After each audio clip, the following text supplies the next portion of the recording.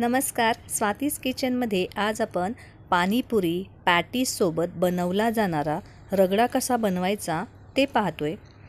चला तर मग लगेचच सुरुवात करूयात पाणीपुरीसोबत चटपटीत रगडा।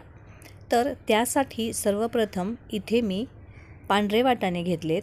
साधारण 2 वाटी असे हे वाटाणे घेतलेले आहेत। आता काय करायचं, हे वाटाणे प्रथम स्वच्छ धुवून घ्यायचे आणि यात पुरेसं पाणी घालायचं, म्हणजे वाटाण्याच्या वर भरपूर पाणी असावं, कारण हे आपण रात्रभर भिजवणार आहोत तर ते छान फुलतात।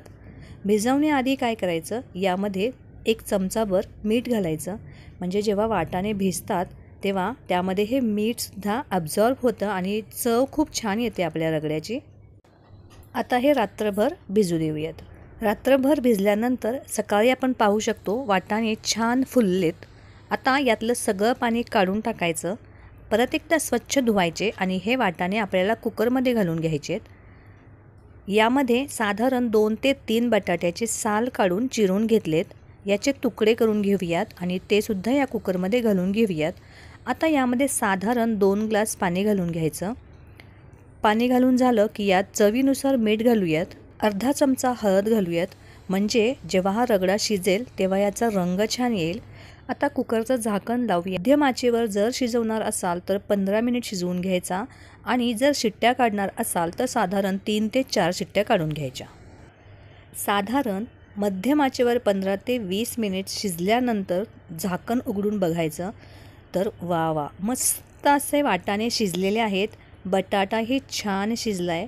आता तुम्ही असाच हा पाणीपुरीसोबत किंवा पॅटीससोबत खाऊ शकता। मी इथे मसाला रगडा बनवते, तो तर मस्तच लागतो। त्यासाठी एका कढईमध्ये तेल गरम झालं की मी जिरे आणि हिंग घालून घेतले। जिरे छान फुलले की यामध्ये एक मोठा कांदा फ्राय करून घ्यायचा आहे।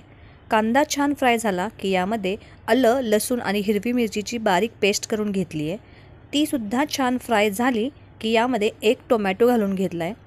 टोमॅटो छान शिजवून घ्यायचा। आता हे सगळं व्यवस्थित फ्राय करून घ्यायचं। टोमॅटो छान शिजायला हवा। साधारण 2 ते 3 मिनिट टोमॅटो फ्राय झाला की यामध्ये काही मसाले घालून घ्यायचे आहेत। अर्धा चमचा हळद घातली आहे, 1 चमचा गरम मसाला घातलेला आहे, 1 चमचा जिरा पावडर घालायची आणि 1 चमचा लाल मिरची पावडर घातली आहे आणि 1 चमचा मी इथे काळं मीठ वापरलेलं आहे। हे सगळे मसाले आपल्याला व्यवस्थित फ्राय करून घ्यायचे आहेत। व्यवस्थित फ्राय करून झालं की यामध्ये अर्धा चमचा आपण साधं मीठसुद्धा घालणार आहोत। आपण रगडा शिजवताना सुद्धा मिठाचा वापर केला होता, त्यामुळे त्यानुसारच मीठ घालायचं आणि फ्राय करून घ्यायचं।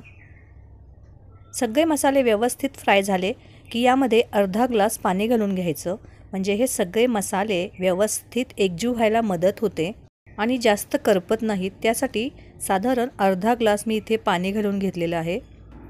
पाणी गरम होतंय तोपर्यंत रगडा आपला छान शिजलाय, तो थोडा रगडून घेऊयात, म्हणजे मॅश करून घ्यायचा। थोडा वाटाणा दिसायला हवा। बटाटा घातलाय यामुळे काय होतं, याची चव तर छान येतेच आणि रगडा छान दाटसर आणि चविष्ट असा बनून तयार होतो। आता व्यवस्थित मॅश करून झालं की हा रगडा या मसाल्यामध्ये घालून घेऊयात आणि व्यवस्थित एकजीव करून घेऊयात। आहा, काय सुरेख दिसतंय।